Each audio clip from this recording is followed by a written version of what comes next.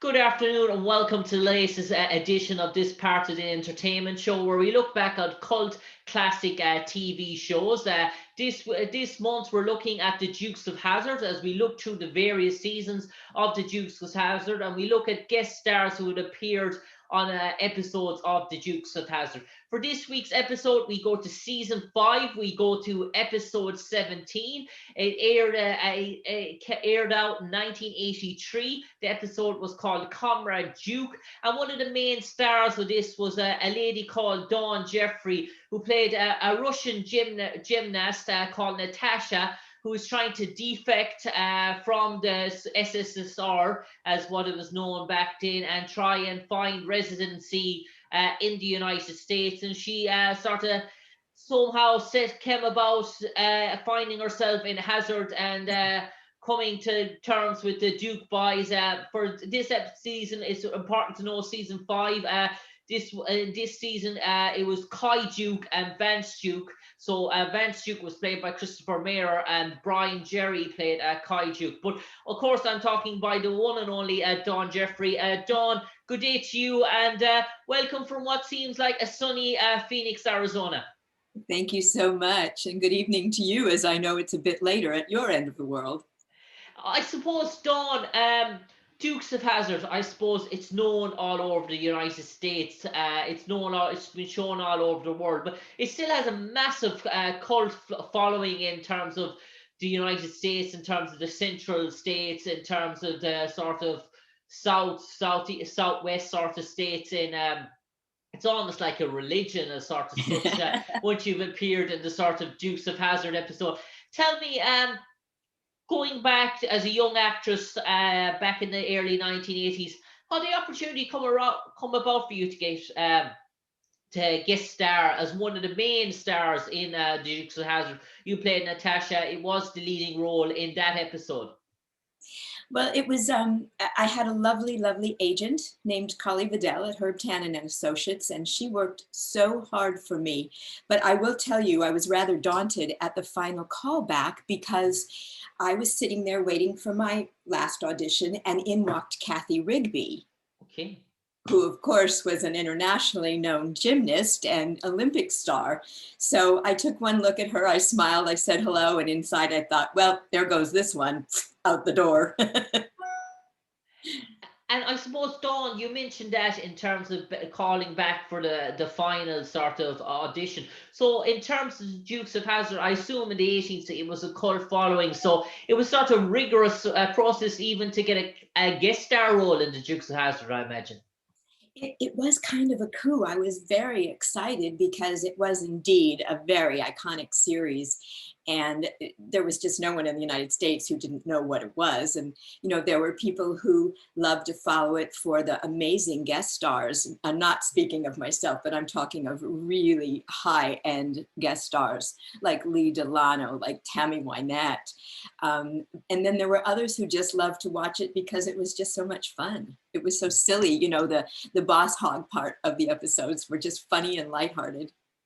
Yeah, and I suppose, Dawn, it's important to note that a good lot of the cast are still with us, but some of the cast are no longer with us. James Best, who played Roscoe, Sorrel Book, who played Boss Hogg. So in terms of those were well-established, sort of renowned, sort of comedy actors. So even to be guest appearing in an episode beside them, obviously it brought for your resume as well. I suppose it was a big sort of coup as in terms of landing sort of future gigs. Yes, it was. It gave a little bit more credibility. It was a funny role to be playing a defecting Russian gymnast on Dukes of Hazzard. It wasn't your typical guest star, but it was, and the whole cast were so kind to me. They really, truly were. I didn't get to work in scenes with every single one, but actually I did work with all the major leads on that episode. I did get to work with every one of them. And I suppose, Dawn, in terms of stunt teams, we all know about how good stunt teams were in the 80s. And people talk about stunt teams, they talk about two shows back in the early 80s. They talk the A-Team and they talk the Dukes of Hazzard. And in Dukes of Hazzard, I suppose they had probably some of the best stunts team ever to lace up a boots or go to work in a days, in terms of what they could do. And I suppose you saw that firsthand. And in terms of, did you have a body double in terms of some of the stunts? There were certain episodes in terms of an airplane scene, a car sort of scene. Can you describe what was that like? Was it you were put in to the car, shot still, get out of the car, your stunt double gets in, and what was that like? It was very amazing because I believe it was the first time I ever had stunt doubles. There was a double who did the gymnastic thing in the barn with Coy for me, and I came up at the end of it as if I had done it. And the plane, climbing up the ladder for the plane, part of it was me in a sound stage with a green screen and a ladder. But then there was this amazing stunt woman who did the actual flying. I did get to jump in and out of the car, just like the Duke boys did. That was very cool. But the stunt driving scenes, of course, I was not in. So I was truly amazed at the caliber of the stunt drivers and stunt people in the show.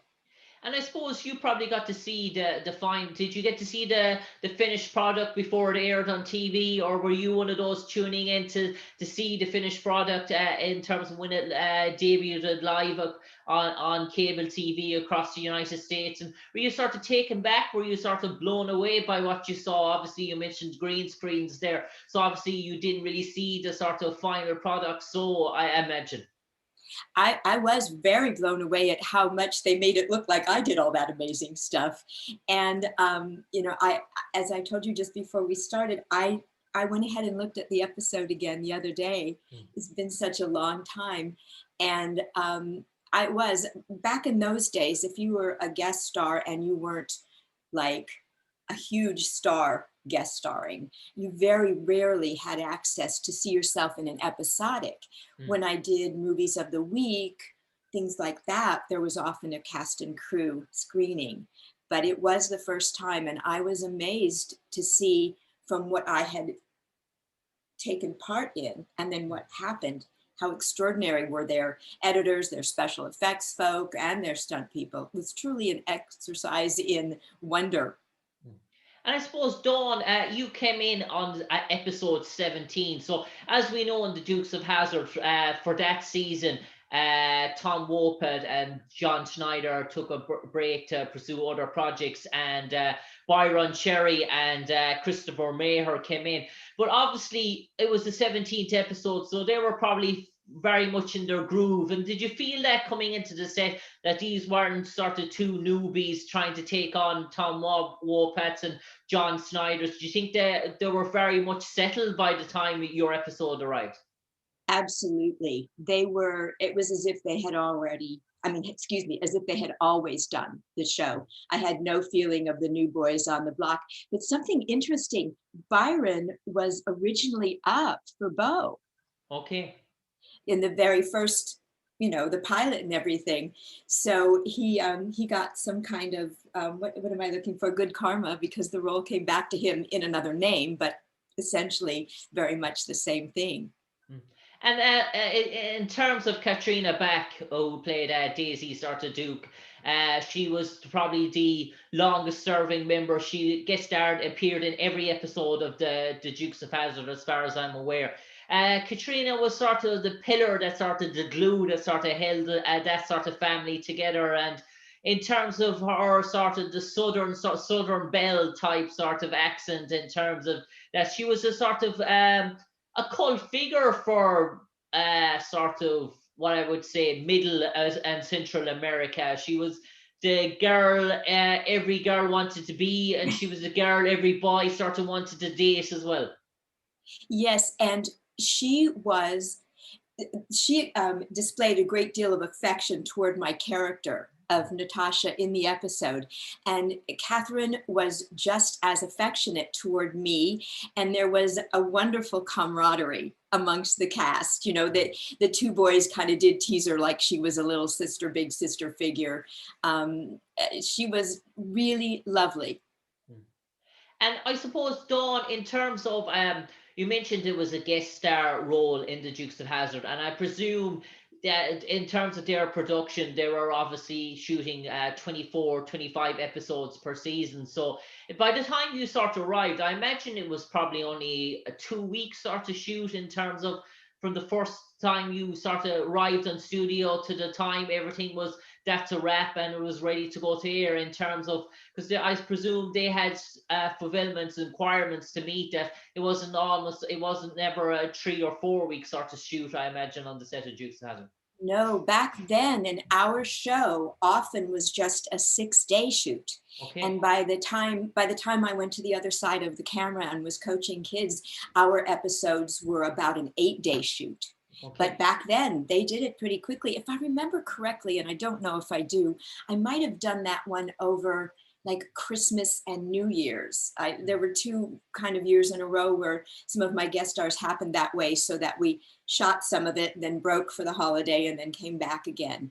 But it was either 6 or 7 days. I can't tell you for sure. And I suppose one thing, John, about your character, Natasha, you had to probably try and put that sort of Russian sort of twist in it. And we sort of see the way you finish your sort of sentences. There's a kish or a wisp or a sort of thing like that to almost try and give off that sort of Eastern European feel. Was that something you sort of practiced yourself and looked at previous sort of roles to see how can I make, obviously it's looking Russian is one thing, but sounding Russian is a completely different sort of treat in terms of being an actor, especially United States actors, to try and portray that sort of Russian sort of element? Well, I'm very lucky in that I have a fairly quick ear. Okay. I was concerned because I often will pick up the accent of someone talking to me, and I was thinking, oh my gosh, what if I pick up James's and he thinks I'm making fun of him, which I never would. I love an Irish accent above all others. But yes, I had been training myself in dialects for a long time. And actually, I'm a dialect coach now for my young actors that I coach. So I worked hard to try not to be a cartoon kind of Russian character. I tried as best I could at that point in my life to be as authentic as I could and respectful. And one thing I got to ask you in Dawn, the grandfather of the show was Denver Pyle, played by Uncle Jesse. And I suppose this was probably one of Denver's sort of last TV series on air, probably one of his most famous as well. And I suppose Denver was probably the authorian sort of figure of the Dukes of Hazzard in terms of his resume, in terms of his experience. He was almost like the grandfather type sort of show. Can you remember any sort of interactions that you had with Denver offset, or any discussions, or the first time you met him, or any sort of memories of speaking to him, or anything, good stories or one-liners or anything? I do actually, because I was playing a little bit younger than I actually was. So rather than, your basic 16 or 17 or 18-year-old coming onto a set, I was pretty well aware of his resume. And I told him that it was an honor to meet him. And he said, well, aren't you the sweetest thing? And he gave me a hug. And he was just, I know I keep sounding kind of like Little Mary Sunshine, but these actors who were iconically famous and couldn't go anywhere without being mobbed were just regular, sweet, unassuming people who were so kind to the new kid for the week. And in terms of the set, you were one of those people that have got to experience the whole sort of Dukes of Hazzard set in terms of the studio shot, the sort of location. Was it very much everything within sort of maybe a 2-minute walk of each other in terms of how it was laid out from the from what you saw, the outside picture, and then you see Boss Hogg's courtyard, Cooter's garage, Duke Boy sort of house? Was everything within let's say a 10-second walk from each other? Yes, that's a great question. And most of it was indeed, all the interiors were, laid out on this huge sound stage. And so you'd go traipsing over to the next set, and camera and everybody would get there so that you could do your first rehearsal for lighting, and then the stand-ins would take over. But yes, it was. They did have some, outer, some exteriors, as you know, but most of the exteriors were like big stunt places. And so I wasn't in the car, and we watched it go through those amazing turns and twists, and the cars coming after each other, and the Russians chasing us, and Enos heading them off at the pass. I wasn't there for those long shots. Yeah, and I suppose, Dawn, in terms of the Dukes of Hazzard, one thing that struck me in terms of doing the A-Team sort of documentary was speaking to some of the guest stars, and they told me even 40 years on that they were still probably getting residuals in the post, no matter how small, because no matter where it was, some country in the world was playing that episode of the Dukes of that episode of the A-Team for the first time in that sort of country, and it was sort of a reminder of all the time that they were a part of that, and they've been involved in other series or movies where that didn't happen. But is that something similar? Because the A-Team has been, the Dukes of Hazzard, has been a cult classic sort of series that keeps rolling on decade after decade. Is that something you experience, or something you take from the norm and you say, oh, there's another Dukes of Hazzard envelope coming in through the doorstep? It does still happen. Sometimes I think it takes more money to send the residual than the amount in the check. But yeah, and it's always a lovely memory. Ooh, the residual today, who's this from? And I suppose, Dawn, in terms of your career, in terms of you've appeared in an awful lot of TV episodes, you've appeared in an awful lot of projects as well.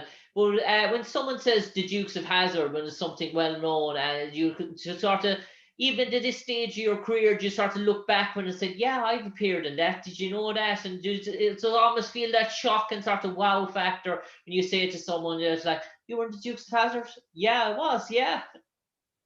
It does happen, especially, my in-laws, my family on that side are all in the South. And so it's especially fun for them to see, Auntie Dawn or their sister-in-law, who they never saw on the screen when my husband and I first got married and everything. So it is rather fun. And there are those people who think a guest star on Dukes of Hazzard was much more exciting and much more awesome than Hotel or Charlie's Angels or whatever. And it's always fun to have new friends go, I didn't know that about you. Kind of remembers a time that was a little more exciting and active, though I have a very good life.